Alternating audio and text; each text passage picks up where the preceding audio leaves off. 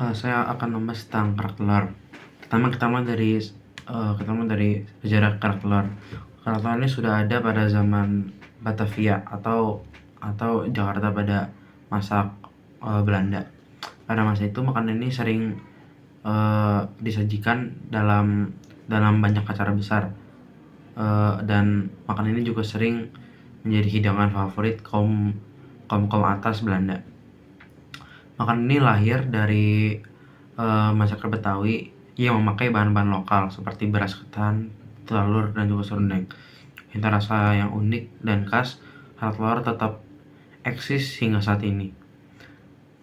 Lalu kita bahas bahan-bahannya.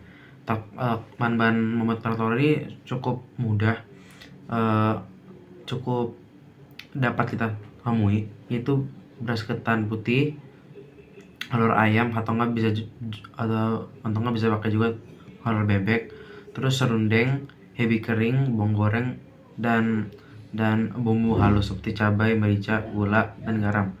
Semua bahan ini jika disatukan bisa membuat kerak telur yang gurih, renyah, dan kaya rasa. 3. Ini kita akan bahas tentang pembuatan kerak telur yang unik. Pertama, beras ketan ini kita rendam dan kita taruh ke dalam wajan yang panas. Terus kita masukin telur ayam, atau bisa kita memakai telur bebek juga bisa, dipecahkan dan campur ke dalam bumbu. Lalu bumbu dan telurnya kita tuang ke atas beras ketannya. Ketiga, kita menambahkan serundeng, ebi, bawang goreng ke dalam ketannya. Keempat, wajannya kita balik menghadap ke bara api sehingga kerak telur matang di bagian atas tanpa perlu dibalik manual. Setelah matang, kerak telur diangkat dan kita bisa langsung santap. Jika suka bisa ditambahkan bawang goreng dan makanan topping lainnya di atasnya. Lalu kita akan bahas tentang keunikan dan daya tarik kerak telur. Pertama, kerak telur ini mempunyai banyak hal yang unik di dalamnya. Itu bisa dimasak sampai sekarang tuh caranya sama, dimasaknya secara tradisional, itu menggunakan wajan kecil dengan harang panas, bukan pakai kompor. Terus juga menggunakan bahan-bahan yang sederhana, tapi dengan bahan itu bisa membuat rasa yang kaya dan gurih. Terus dia juga jarang ditemukan di restoran atau di warung-warung biasa. Biasanya dijual tuh di acara-acara budaya, festival Betawi. Dia juga memiliki rasa otentik yang tidak berubah dari zaman dulu hingga sekarang.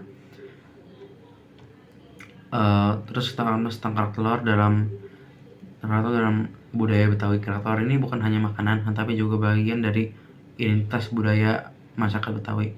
Makanan ini sering disajikan dalam acara-acara penting seperti PRJ, Pekan Raya Jakarta, juga Festival Budaya Betawi, acara peringatan Hari Jadi Kota Jakarta. Sayangnya, meskipun kerak telur masih populer, jumlah penjualan kerak telur semakin berkurang. Banyak orang mulai beralih ke makanan cepat saji, dan makan ini kini lebih sering ditemukan di acara-acara spesial saja. Lalu kerak telur juga hampir dapat punah kalau misal kita tidak melestarikannya. Kenapa? Soalnya jumlah pedagang kerak telur ini semakin berkurang. Satu.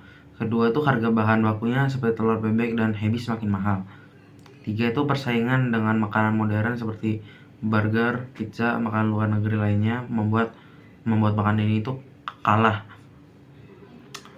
Untuk menjaga keberlangsungan kerak telur, dibutuhkan inovasi seperti menjual kerak telur dalam bentuk kemasan modern, atau kita bisa mempromosikannya di media sosial.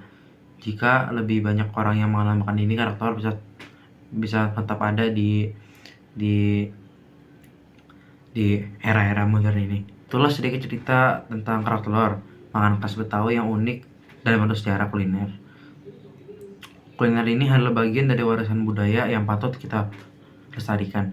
Jika kalian belum pernah mencoba kerak telur, cobalah saat ada festival kuliner Betawi atau acara budaya lainnya.